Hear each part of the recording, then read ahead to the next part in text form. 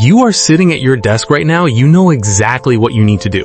You have a deadline approaching, a project that needs to be finished, or maybe a goal you have been talking about starting for the last 5 years.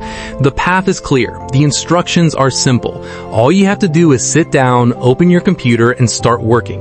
But instead, what do? You pick up your phone, you open a social media app, you tell yourself that you are just going to scroll for 5 minutes to clear your head. 5 minutes turns into an hour turns into 3 hours. Suddenly, the day is over, and you have accomplished absolutely nothing. A heavy, dark cloud of guilt and shame washes over you. You look at yourself in the mirror and you say the exact same thing you always say. I'm just lazy. I lack discipline. Why is something wrong with me? If this cycle sounds like the story of your life, I need you to listen to me very carefully for the next few minutes. I am going to completely change the way you understand your own mind. You are not lazy. You do not lack discipline. The reason you procrastinate has absolutely nothing to do with time management. And the traditional advice of just working harder or making a schedule is completely useless. For the next 10 minutes, we are going to dive deep into the real psychological reason why you self-sabotage. We are going to look at the hidden biological mechanisms inside your brain that are forcing you to avoid your work. And I'm going to give you the exact psychological tools to permanently break the cycle of procrastination and finally unlock your true potential. To understand why we procrastinate, we first have to destroy the myth of laziness. Laziness is when you do absolutely nothing and you feel perfectly happy and content about it. A lazy person sits on the couch all day and enjoys the rest. But when you procrastinate, are you actually having fun? No, you are miserable. You are paralyzed by anxiety. You are sitting there scrolling through your phone, but your heart is racing. Your chest feels tight, and you're constantly thinking about the massive mountain of work you are avoiding. Procrastination is not a time management problem. Procrastination is an emotional regulation problem. When you think about the task you need to do, your brain does not just see a task, it sees a threat. It associates the work with negative emotions like boredom, frustration, self-doubt, anxiety, or the deep, paralyzing fear of failure. Let us look at exactly what is happening inside your brain when you face a difficult task. Your brain has two main decision-making centers. First, you have the prefrontal cortex. This is the logical, rational, forward-thinking part of your brain. It's the part of you that sets goals, plans for the future, and knows that finishing this project will make your life better in the long run. Second, you have the amygdala. This is the ancient, primitive, emotional center of your brain. It's responsible for the fight or flight response. The amygdala only cares about one thing: immediate survival and immediate comfort. It hates pain, it hates stress, and it wants you to feel safe right now.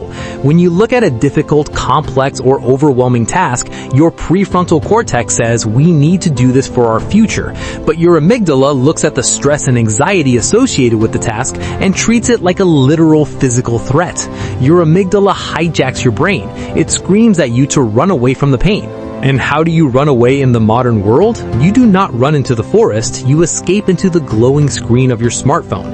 You seek the instant, cheap dopamine of a distraction to temporarily soothe the negative emotions caused by the task. The biggest hidden trigger for this emotional overload is perfectionism. Most people think perfectionism is a good thing, a sign of high standards. But in psychology, perfectionism is often a toxic, paralyzing disease. When you have impossibly high standards for yourself, the gap between where you are and where you think you should be feels completely unbridgeable. You sit down to write a script, design a project, or start a business, and your brain instantly demands that it must be a flawless masterpiece on the very first try. The pressure is crushing. The fear of creating something mediocre is so painful that your brain decides it's much safer to simply do nothing at all. Procrastination is a defense mechanism against the fear of not being good enough. You tell yourself, I will start when I'm perfectly ready. I will start tomorrow when I have more energy. I will start when the conditions are exactly right. But tomorrow is a magical land where 99% of human potential goes to die. Tomorrow never comes because the conditions will never be perfect and you will never feel completely ready. So how do we hack the brain and defeat this emotional defense mechanism? If procrastination is driven by negative emotions and the fear of a massive, overwhelming task, the solution is incredibly simple, but profoundly effective. You must lower the bar for entry. You have to trick your amygdala into believing that the task is not a threat. You do this by breaking the massive, terrifying project down into ridiculously small, almost insultingly easy microtasks. Don't tell yourself that you need to write a 10-page essay today. That's terrifying. Tell yourself that you only need to open the document and write one single sentence. That's it. Don't tell yourself you're going to the gym for 2 hours. Tell yourself that you're just going to put on your workout shoes and stand by the door. By making the first step incredibly small, you bypass the amygdala's alarm system. The resistance drops to zero. Once you take that very first microscopic step, something magical happens in your psychology. It's called the Zeigarnik Effect. The Zeigarnik Effect is a psychological principle that states that people remember uncompleted or interrupted tasks better than completed tasks. And more importantly, human beings have a strong natural psychological drive to finish a task once they have started it. The hardest part of any journey is always the first push to overcome static friction. Once you write that first terrible sentence, momentum takes over. You realize that the task is actually not as painful as your brain predicted it would be. You write a second sentence, then a third, and suddenly you've been working for an hour. You must also give yourself permission to be terrible. The cure for paralyzing perfectionism is to aggressively embrace imperfection. When you sit down to work, tell yourself that I am going to do a terrible job right now, and that's perfectly fine. Embrace the garbage draft. Embrace the messy first attempt. It's infinitely easier to edit a bad piece of work than it is to edit a completely blank page. Take the pressure off your shoulders. Your only goal is forward motion, no matter how clumsy or ugly it looks. Finally, you must master the art of the 5-second window. Author Mel Robbins popularized a brilliant tool called the 5-second rule. When you realize that you need to do something, there's a tiny 5-second window between the moment of realization and the moment your brain starts inventing excuses to avoid it. If you're sitting on the couch and you know you need to start working, don't debate with yourself. Don't negotiate. Don't wait to feel motivated.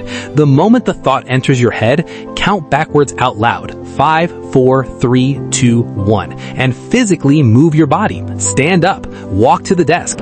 Action precedes motivation. You will never feel like doing the hard things. You must act in spite of how you feel. You are not broken. You are not inherently lazy. You are simply dealing with an outdated biological software program that is desperately trying to keep you safe from stress.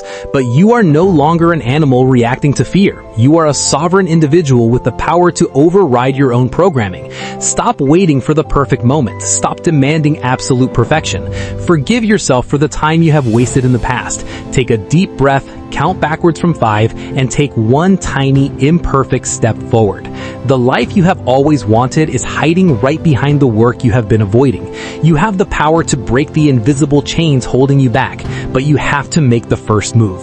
The relief you feel when you finally face the task is far greater than the temporary comfort of distraction. The relief you feel when you finally face the task is far greater than the temporary comfort of distraction. The only difference between a dreamer and an achiever is the willingness to start badly.